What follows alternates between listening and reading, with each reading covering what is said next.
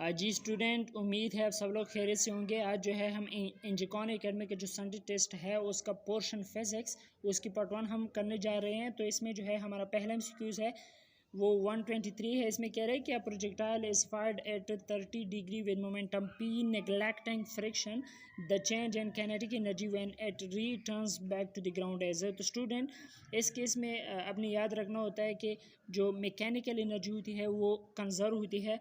तो mechanical energy बराबर होती है चेंज इन काइनेटिक एनर्जी और इस तरह plus change in potential energy. सही है। तो इसका मतलब ये है कि हमारे यहाँ जो एक बॉडी है वो रिटर्न्स बैक टू ग्राउंड, तो इसका मतलब ये है कि इसकी पोटेंशियल एनर्जी में चेंज नहीं आया है। तो हम पोटेंशियल एनर्जी की चेंज यहाँ पर इसको ज़ीरो कंसिडर कर लेंगे। और जब पोटेंशियल एनर्जी को हम ज़ीरो कंसिडर कर लेंगे पोटेंशियल एनर्जी की चेंज को, तो हमारे यहाँ काइनेटिक एनर्जी में भी फिर चेंज नहीं होगा, क्योंकि हमने मैकेनिकल एनर्जी को कंजर्व रहना है। इन दोनों का सम जो है ज़ीरो के बराबर लेना है। तो इसलिए इसका करेक्ट आंसर जो है वो है no change in kinetic energy. Option D is the correct option.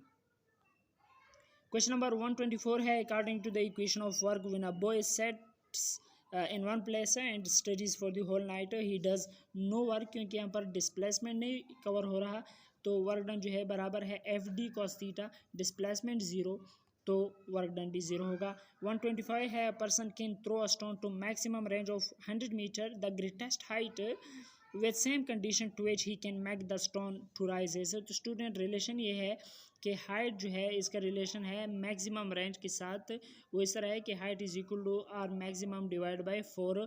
तो मैक्सिमम रेंज की वैल्यू यहाँ पर है 100 है, डिवाइड बाय 4 कर लेंगे तो इसका आंसर जो है 25 मीटर ही आता है। Option D is the correct option. Question number 126 है। इसमें कह रहे हैं कि the rate of change of momentum for a freely falling object is always. तो स्टूडेंट इसके लिए जो है अगर आप देखोगे फ्रीली फॉलिंग बॉडी के लिए हमारे यहाँ फोर्स जो है मतलब कि फोर्स एम ए के बराबर है, ये फोर्स वेट में कन्वर्ट हो जाएगा तो ये बराबर हो जाएगा एम जी के बराबर। तो इस केस में अपने याद रखना होता है कि यहाँ पर क्या है rate of change of momentum, rate of change of momentum जो है ये बराबर होता है फोर्स के बराबर होता है। सही है। लेकिन इस केस में हम क्या कर लेंगे, इस केस में हम इसको वेट कंसिडर कर लेंगे और वेट जो है ये बराबर है एम जी। तो ऑप्शन ए जो है इसका करेक्ट ऑप्शन है। अच्छा 127 है। Particle is constrained to move on a straight line path. It returns to the starting point after 10 seconds. The total distance covered by a particle during this time is 30 metre. Which of the following statement about the motion of the particle is true? तो student वापस आया है अपनी जगह पे, तो इसका मतलब ये है कि हमारे यहाँ डिस्प्लेसमेंट तो ज़ीरो है, ऑप्शन ए करेक्ट है। ऑप्शन बी को देखो, average speed of the particle is 3 metre per second, तो बिल्कुल हमारे यहाँ क्या है 30 डिवाइड बाई 10 करेंगे तो 3 ही आता है, 3 मीटर पर सेकेंड हमारा करेक्ट आंसर है। तो option C displacement of the particle is 30 metre ये बिल्कुल गलत है, तो इसलिए करेक्ट ऑप्शन 127 का ऑप्शन डी ही बनता है। अच्छा 128 इसमें कह रहा है कि work done will be zero F angle between force and displacement है जीरो, जीरो पे तो मैक्सिमम होता है क्योंकि W is equal F D cos theta है, तो बी पर भी कुछ ना कुछ मतलब वर्क तो हो ही जाता है, लेकिन 270 पे वर्क डन ज़ीरो होता है। और याद रखिए कि 90 डिग्री पर भी हमारे यहाँ वर्क डन ज़ीरो होता है, 360 डिग्री पर भी मैक्सिमम होता है। तो करेक्ट ऑप्शन जो है इसका 128 का ऑप्शन सी ही है। 129 है which of the following can be zero in a particle is in motion for some time.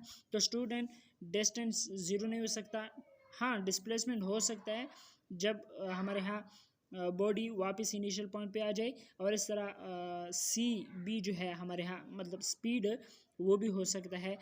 तो मतलब कि ज़ीरो सिर्फ डिस्प्लेसमेंट हो सकता है जबकि डिस्टेंस और स्पीड नहीं हो सकता, तो ऑप्शन बी हमारा करेक्ट आंसर है।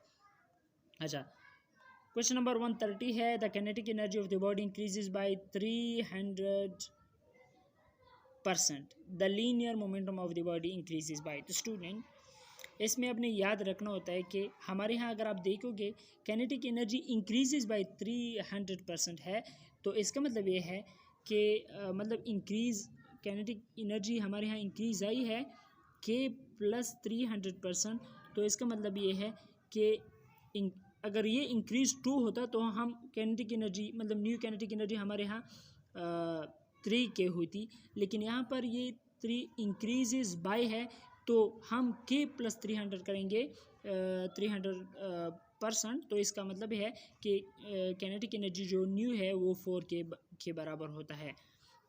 अब जो है हमने मालूम करना है the linear momentum of the body increases bye.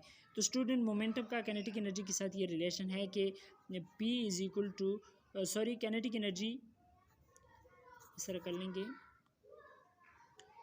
Kinetic energy is equal to P square divide by 2m। सही है। हमारे यहाँ पर आ गया है कि के dash is equal to 4k। के डैश किसके बराबर है, मतलब काइनेटिक एनर्जी, तो ये बराबर है P स्क्वायर, इधर हम P डैश करेंगे, P square divide by 2m करेंगे, और इस तरह 4 अपनी जगह। इस काइनेटिक एनर्जी के हम क्या लिखेंगे, P square divide by 2m करेंगे। सही है। इसमें अब इस तरह करें कि 2m के साथ ख़त्म हो जाता है, P dash square will be equal to 4p square. सही है। ये इक्वेशन हमारे यहाँ निकल आई। इसका मतलब ये है कि हमने स्क्वायर को मतलब ख़त्म करना है। P dash square is equal to 4p square है, तो इसको हमने ख़त्म करना होता है, तो इसके ऊपर हम क्या लेंगे, अंडर रूट लेंगे। तो हमें ये इस तरह हो जाएगा कि P dash square under root is equal to under root 4 multiply by P square. तो ये स्क्वायर इसके साथ ख़त्म हो जाएगा, ये स्क्वायर इसके साथ ख़त्म हो जाएगा, तो P dash will be equal to under root 4 का जो है नेट आंसर 2 ही आता है, और इस तरह ये P है, मतलब कि न्यू मोमेंटम जो है वो 2pi है। सही है। मतलब कि न्यू मोमेंटम हमारे यहाँ आ गई है, P dash is equal to 2p। ये पॉइंट जो है आपने याद रखना होता है। तो अब जो है हम क्या करेंगे, ये फार्मूला आपने याद रखना होता है कि परसेंटेज इंक्रीज़ के लिए ये फार्मूला है कि final minus initial divide by initial multiply by 100। तो अब क्या है, फाइनल मोमेंटम क्या है, 2 आया है, तो 2 - 1 डिवाइड बाई 1 मल्टीप्लाई बाई 100 लिखेंगे। तो 2 - 1 divide by 1 that will be equal to 1। तो 1 multiply by 100 that will be equal to 100%। तो the linear momentum of the body increases by 100%। Option C जो है इसका करेक्ट ऑप्शन बनता है। अच्छा 131 इसमें कह रहा है कि cyclist moving on a circular track of radius 40 metre completes half a revolution in 40 second. Its average velocity is, velocity किसके बराबर है, change in displacement divide by time. सही है। चेंज इन टाइम, तो हमारे यहाँ पर क्या है, ये डी है। अच्छा तो डिस्प्लेसमेंट क्या है यहाँ पर, circular track of radius complete half of revolution के लिए डिस्प्लेसमेंट की वैल्यू है 2r। सही है। तो ये 2r हो जाएगा डिवाइड बाय टाइम हो जाएगा। r की वैल्यू यहाँ पर है, r की वैल्यू यहाँ पर मौजूद है 40 है, तो 2 मल्टीप्लाई बाय 40 करेंगे डिवाइड बाय टाइम जो है ये है 40, तो 40 हो जाएगा, that will be equal to 80 divide by 40। तो इसका ऑप्शन जो है हमारे यहाँ बनता है 2। तो हमारे यहाँ करेक्ट ऑप्शन जो है इसका ऑप्शन सी है, 2 मीटर पर सेकेंड।